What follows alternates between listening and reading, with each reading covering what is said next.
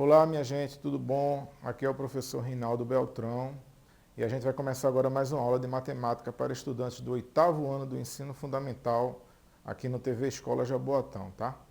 A aula de hoje é sobre cálculo de área por decomposição.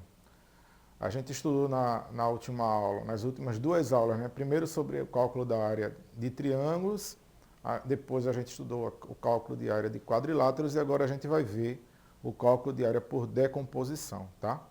O objetivo da nossa aula é que você seja capaz ou se torne capaz de resolver e elaborar situações problema que envolvam medida de área de figuras geométricas, utilizando expressões de cálculo de área em situações como, por exemplo, determinar medida de terrenos, certo? E a gente tem algumas coisas que a gente já viu, né? Então a gente já viu nas aulas anteriores, né? Nas duas últimas aulas anteriores, por exemplo, que a gente pode calcular a área de um triângulo a partir da medida da sua base e da sua altura, né? Usando a fórmula que a área do triângulo seria base vezes altura dividido por 2. A gente viu também uma outra maneira de calcular a área do triângulo, que é a conhecida fórmula de Heron, que foi um geômetra e engenheiro grego, né, que a gente também já viu em duas aulas anteriores, né, que ele desenvolveu uma fórmula para a gente calcular a área do triângulo a partir da medida dos lados do triângulo, sem considerar a altura, né?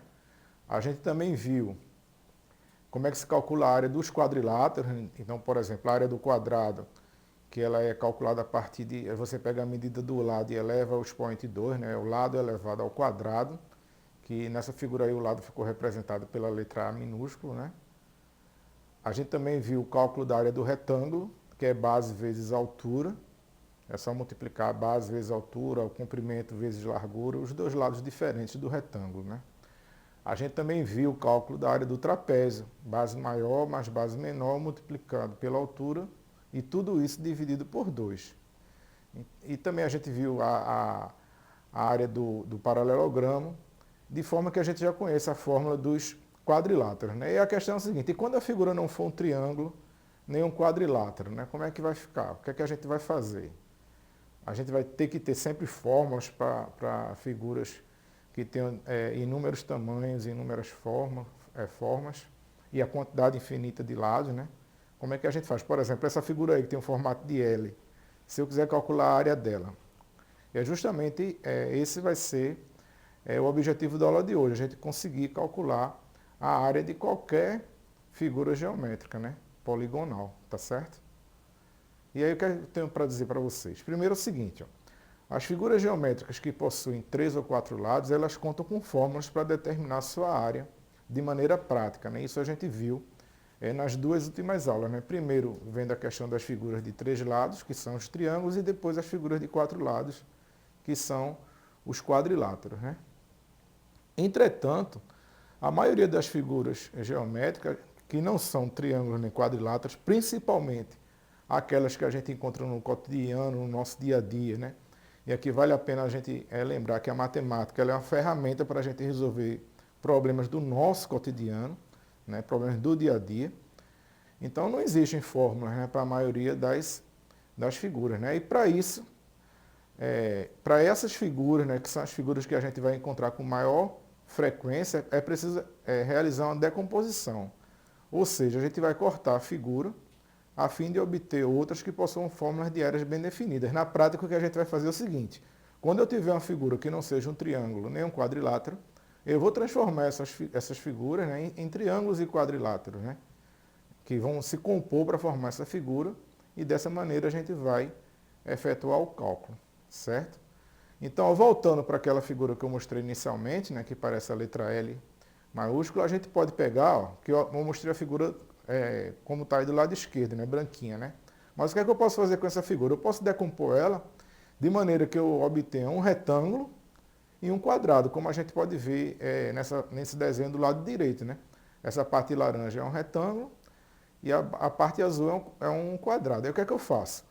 Eu calculo a área do retângulo, depois calculo a área do quadrado, e a soma das duas áreas vai ser justamente a medida da área da figura, de toda a figura que a gente estava tentando calcular. E é isso que a gente vai fazer. E é dessa forma que a gente calcula a área de uma figura quando ela não for nem um triângulo nem um quadrilátero. A gente transforma No caso dessa figura aqui, a gente transformou uma figura que é um polígono que tem 6 lados, a gente transformou ela num retângulo e num quadrado. E a gente calcula separadamente e depois a gente soma os valores, certo? Então, ó, o retângulo vermelho, né, que ele está mais para laranja do que para vermelho, mas vamos lá. Como é que a gente calcula? A fórmula da área do retângulo, a gente já estudou, a área base vezes a altura, né? A base ali é 4, né? Você não está vendo embaixo, mas você pode ver em cima que o valor do lado de cima do retângulo é igual ao de baixo. A altura é 12, então a área desse retângulo vai ser 4 vezes 12, 48 centímetros quadrados. Então já calculei a área do retângulo, tá certo? Agora eu vou calcular a área do quadrado azul. Como é que calcula a área do quadrado? É o lado multiplicado pelo lado, né? Ou seja, o lado elevado a 2 ou o lado ao quadrado. Então vai ser 5 vezes 5 no caso, né? A área desse quadrado. E 5 vezes 5 é 25.